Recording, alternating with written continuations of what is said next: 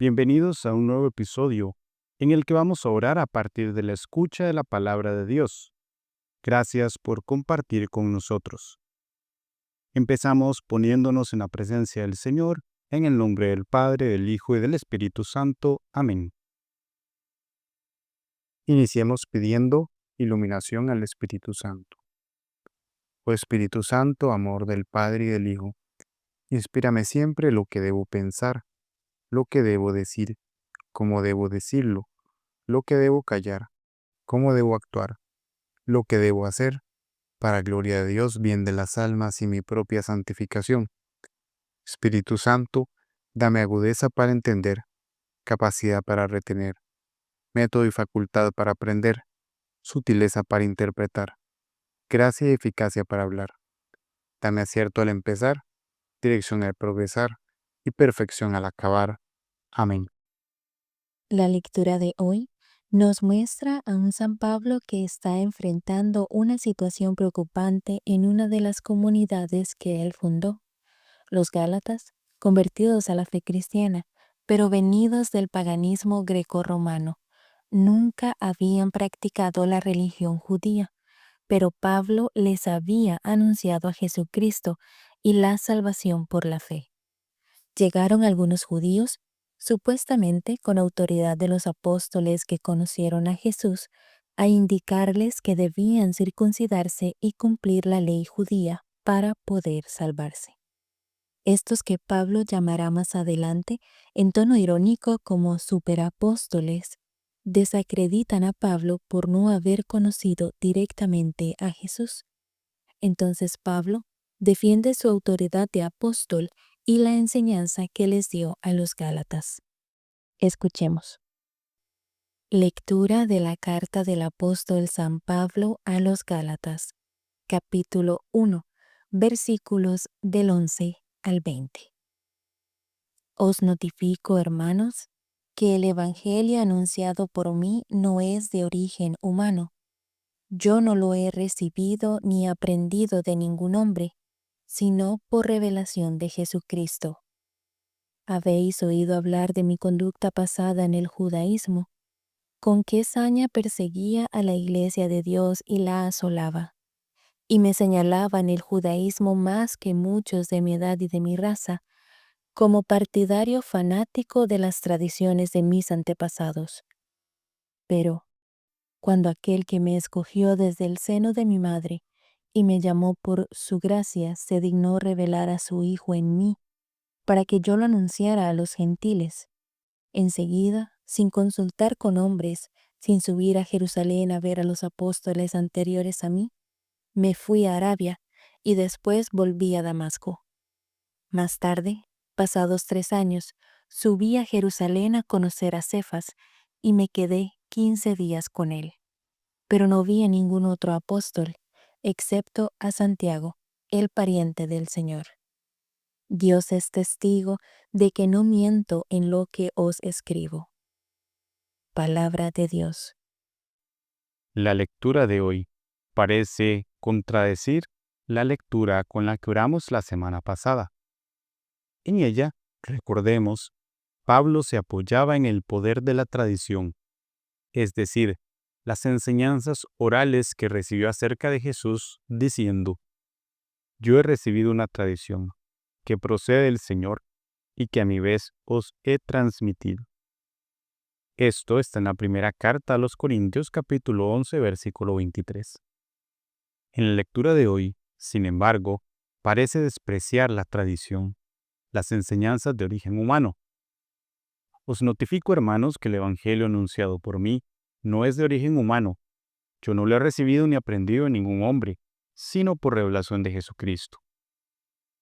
De hecho, este tema de la importancia de la tradición respecto a la revelación es controversial entre los biblistas, ya que ambas cartas, 1 Corintios y Gálatas, están entre las cartas de las cuales la autoría de Pablo no se cuestiona, mientras hay otras que, aunque fueron atribuidas a Pablo, parecen haber sido escritas por otra persona.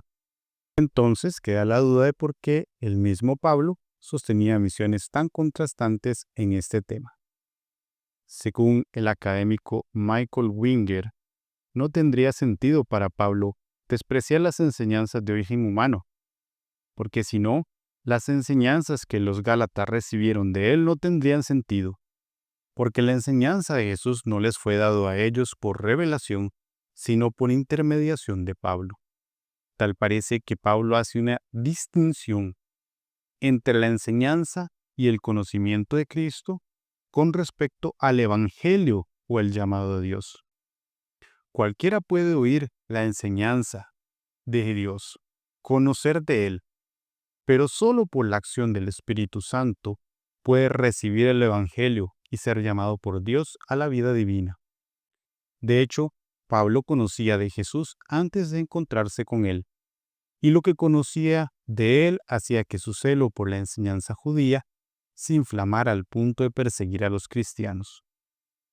Pero es Dios quien actúa en su bondad para llamar a Pablo.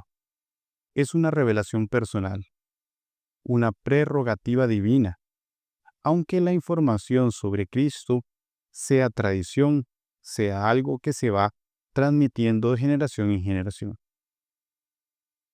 Ese llamado de Dios, esa revelación divina que recibió Pablo, fue capaz de hacerlo cuestionarse su propia vida, el camino que seguía, las cosas de las que se sentía orgulloso, y aquello a lo que dedicaba su tiempo y esfuerzo, que era perseguir a los cristianos.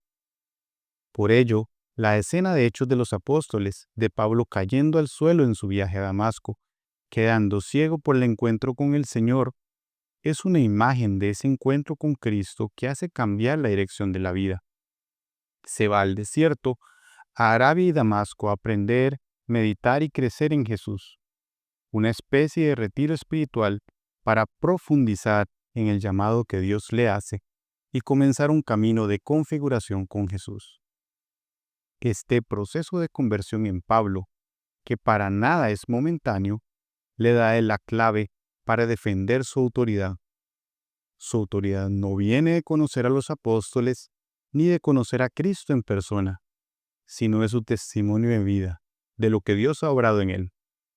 Por eso, no tiene miedo de mostrar sus flaquezas, sus heridas, sus proyectos fallidos, sus errores del pasado, porque, cuando estos son iluminados por la luz que viene de Dios, puede presentarlos como la acción de Cristo en su vida, o sea, que aunque no conoce personalmente a Jesús, lo conoce íntimamente y ha sido transformado por él.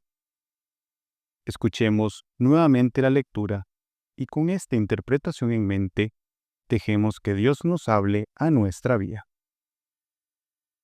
Lectura de la carta del apóstol San Pablo a los Gálatas, capítulo 1, versículos del 11 al 20.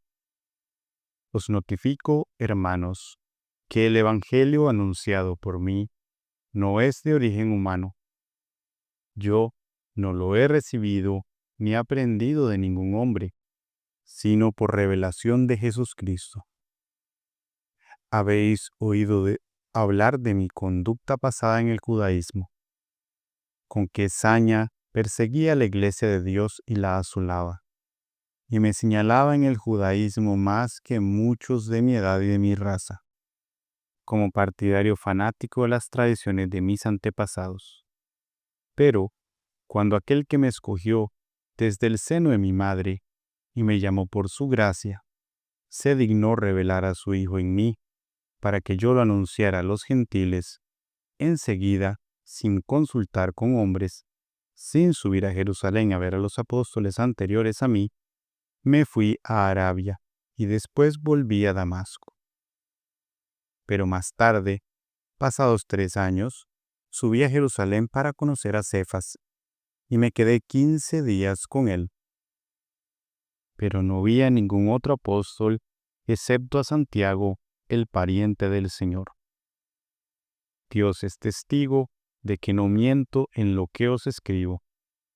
Palabra de Dios. Te alabamos, Señor.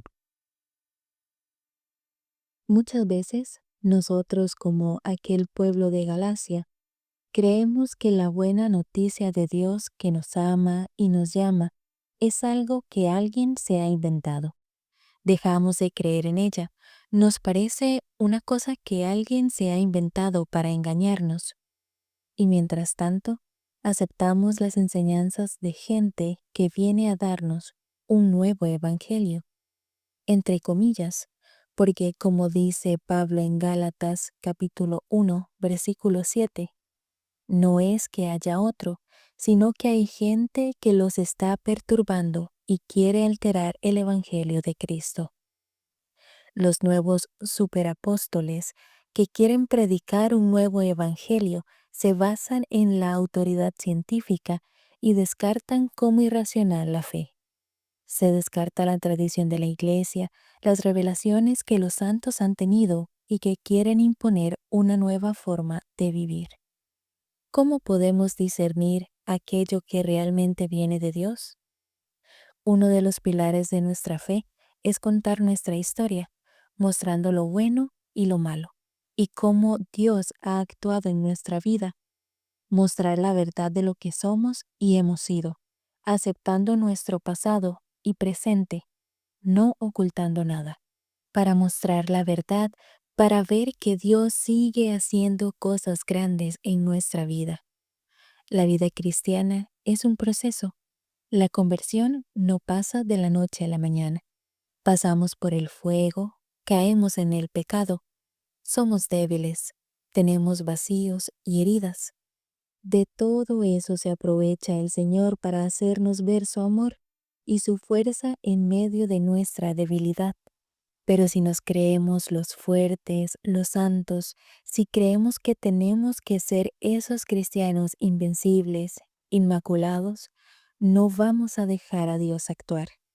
Él viene a llamarnos en nuestro desierto, así como a Pablo, cuando más solos y sin sentido estamos, cuando menos creemos que valemos. Como dice Oseas capítulo 2, versículo 14, yo la seduciré, la llevaré al desierto y le hablaré a su corazón. Solo a partir del reconocimiento de nuestras debilidades es que el encuentro verdadero con Cristo se da y nos afecta verdaderamente. Cuando nos encontramos con Cristo, realmente, cara a cara, Él nos transforma desde el núcleo de nuestro ser y nunca más volveremos a ser los mismos.